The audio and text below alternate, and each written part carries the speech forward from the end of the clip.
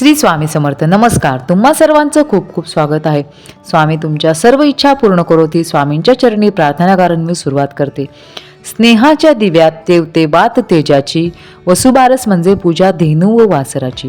गाय वासराच्या अंगी असणारी प्रसन्नता तुम्हा सर्वांना लाभो. 9 नोव्हेंबर 2023 गुरुवार या दिवशी वसुबारस आलेली आहे.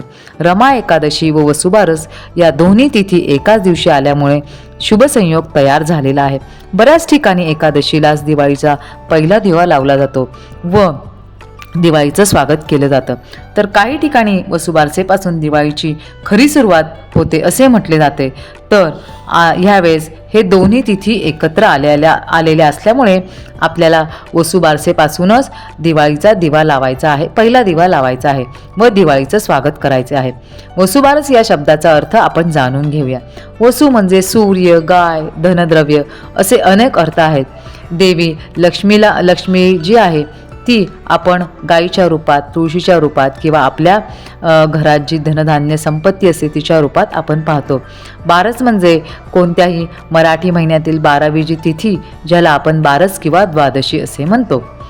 नंतर गाई गुरांबद्दल कृतज्ञता व्यक्त करण्याचा तो दिवस म्हणजे वसुबारस या नावाने ओळखला जातो. आपल्या हिंदू धर्मात गायीला महत्त्वाचे स्थान दिले गेले आहे. असं नेहमीच म्हटलं जातं की गायीच्या पोटात हे 33 कोटी देवांचं वास्तव्य आहे. त्या सर्व देवी देवतांचा मान सन्मान म्हणून वसुबारसेच्या दिवशी गायीची तिच्या पाडसासह आपण पूजा करतो. संध्याकाळी पूजा करण्याची पद्धत आहे. ज्या वेळेला लक्ष्मी येण्याची वेळ असते संध्याकाळी 6:30 ते 7:30 या वेळेस पूजा केली जाते. वसुबारसेला फक्त गायीची पूजा करण्याला महत्त्व नाही, तर गायीची तिच्या वासरासह पूजा करण्याला अतिशय महत्त्व दिले गेले आहे. याचे कारण म्हणजे घरात लक्ष्मीचे आगमन व्हावे हे असते. तर वसुबारसेच्या दिवशी काय करावं ते आपण जाणून घेऊया.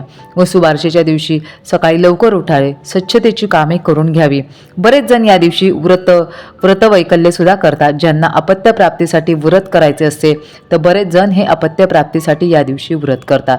बरेच जण आपल्या घरातील मुलाबाळांसाठी किंवा गाई गुरांसाठी व्रत करतात. शेतकरी लोक गाय वासरांच्या प्रती कृतज्ञता व्यक्त करण्यासाठी उपवास करतात. वसुबारसेपासून रोज घराच्या अंगणात रांगोळी काढण्याला सुरुवात होते व रांगोळी ही शुभचिन्हांपैकी एक आहे, ज्यामुळे आपल्या दारात सकारात्मकता येते. म्हणून त्या दिवशीपासून रांगोळी काढायला सुरुवात होते. तुमच्या देवघरात गाय वासराची मूर्ती नसेल तर वसुबारसेपासून तुम्ही म्हणजे बारसेपर्यंत तुम्ही गाय वासराची तुम्ही मूर्ती आणू शकता व वसुबारसेपासून त्या मूर्तीची तुम्ही आपल्या देवघरात स्थापना करू शकता व तिच्या पूजेला सुरुवात करू शकता.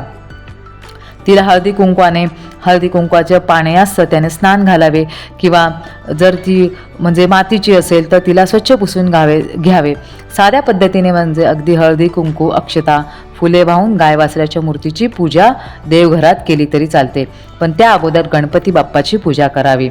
नंतर आपल्याला सर्व देवी देवतांची सुद्धा पूजा खूप करणे हे महत्त्वाचे असते. धूप दीप दाखवावा. नैवेद्य दाखवल्यावर मग आपल्याला नैवेद्यामध्ये नैवेद्य दाखवताना नैवेद्यामध्ये आपल्याला गवारीची भाजी व बाजरीची भाकरी यांचा समावेश करायची म्हणजे पहिल्यापासूनची ही पद्धत आहे, त्याचा नैवेद्य तुम्ही दाखवावा. नंतर उपवास सोडताना सुद्धा गवारीची भाजी व बाजरीची भाकरी हा उपवास सोडताना ह्या गोष्टी तुम्ही वापराव्या. ज्यांच्याकडे गाय वासराची मूर्ती नाही आहे त्यांनी देवघरासमोर गायीची पावले म्हणजे गोपद्म काढली व त्यांची हळद कुंकू वाहून, अक्षता वाहून, धूप दीप लावून पूजा केली तरी चालते आणि त्यालाच नैवेद्य दाखवला तरी चालतो किंवा गाय वासरांची रांगोळी काढून त्यांची पूजा केली तरी चालते. शेतकरी लोक जे आपल्याला बैलपोळ्याच्या दिवशी जनावरांकडून काम करून घेत नाही त्याचीच पूजा करतात. त्याचप्रमाणे वसुबारसेच्या दिवशी सुद्धा गाय व तिच्या वासरांची पूजा केली जाते. गायीची म्हणजे गायीकडनं किंवा कुठल्या जनावराकडनं काम करून घेत नाही. शेतकऱ्यांनी वसुबारसेच्या दिवशी गाय व वासरा करता म्हणजे काय करावे तर गाय व वासराला सकाळी आंघोळ घातली तरी चालते व सकाळीच पूजा केली तरी चालते. संध्याकाळी फक्त नैवेद्य दाखवला तरी चालतो. तुमच्या सोयीनुसार तुम्ही करू शकता.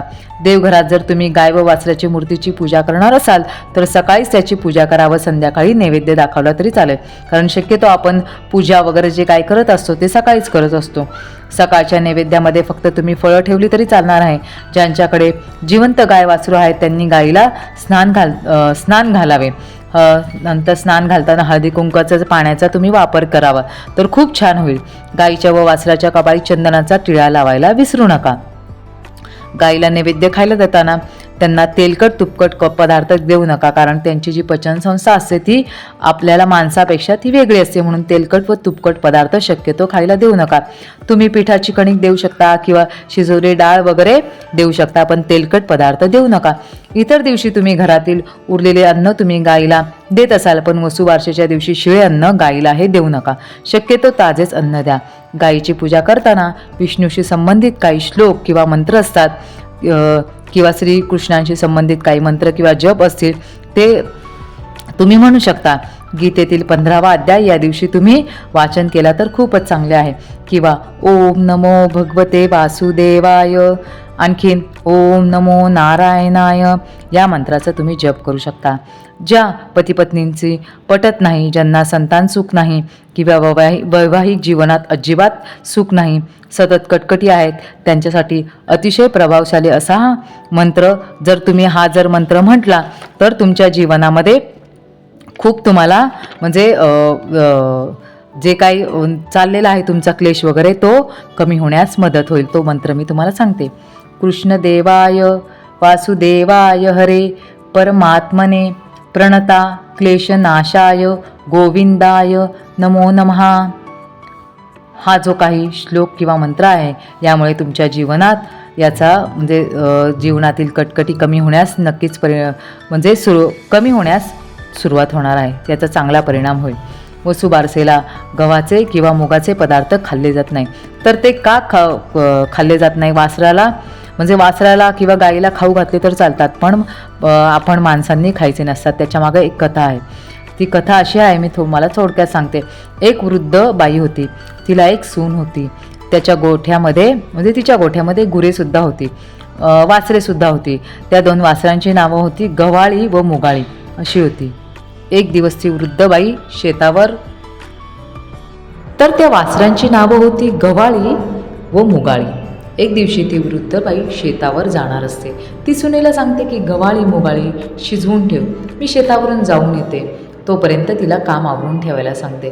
तर तिच्या सुनेला असं वाटतं की गहू व मूग, म्हणजे तिला असं सांगायचं असतं की गहू व मूग शिजवून ठेव किंवा गहू व मुगापासून काहीतरी पदार्थ बनवायला तिला सांगितलेला असतो, तो शिजवून ठेव. पण सुनबाई त्याचा वेगळाच अर्थ घेते. ती गव्हाळी व मुगाळी यांना मारून त्यांचं मांस शिजवते. जेव्हा सासू घरी येते तेव्हा ती घाबरून जाते. ती देवाला विनवू लागते, अरे देवा, कुपू नकोस, माझी सून अजान आहे, तिचा अपराध पोटात घाल, माझी वासरे जिवंत कर. त्या वृद्ध बाईचा निर्धार, म्हणजे ती तिथनं हालतच नाही. त्या वृद्ध बाईचा निर्धार देव पाहतो व सायंकाळी जेव्हा त्या वासरांची आई म्हणजे गाय रानातून चारा खाऊन येईपर्यंत वासरे जिवंत करतो. मग ती वृद्ध सासू काय करते? गाय वासरांची पूजा करते, त्यांना गोडाधवाचा नैवेद्य खायला घालते आणि मगच ती जेवते. तोपर्यंत ती जेवत नाही. अशी पूर्वापार चालत आलेली कथा आहे. या कथेपासून असा बोध घेता येईल की जे वडीलधारी जी माणसे आहेत, जी काही सांगतात ते कधीकधी आपल्याला त्यांचा राग येतो, पण ते कधी वाईट नसतं. ते आपण आपण त्याचं ऐकून घ्यायचं असतं. काही समजले नाही तर त्यांच्याकडून नीट समजावून घ्यायचे व त्यांनी सांगितल्याप्रमाणे करावे. कधीतून आपल्याला असे समजते की सुनेकडून गव्हाळी व मुगाळी या वासऱ्यांना मारण्याचा अपराध घडला होता, त्यामुळे ह्या दिवशी गव्हापासून व मुगापासून बनवलेले पदार्थ खाऊ नयेत अशी आख्यायिका आहे. तर येत्या वसुबारसेला संध्याकाळी तुम्ही दिवाळीचा पहिला दिवा लावायला विसरू नका. वसुबारसेची पूजा करायला तुम्ही विसरू नका. तेवढंच गोमातेची सेवा तुमच्याकडनं केल्याची तुम्हाला पुण्य मिळणार आहे. व्हिडिओ कसा वाटला? तुम्हाला जर आवडला असेल तर शेअर करा व व्हिडिओला लाईक करा आणि माझ्या चॅनलला सबस्क्राईब करा. नमस्कार.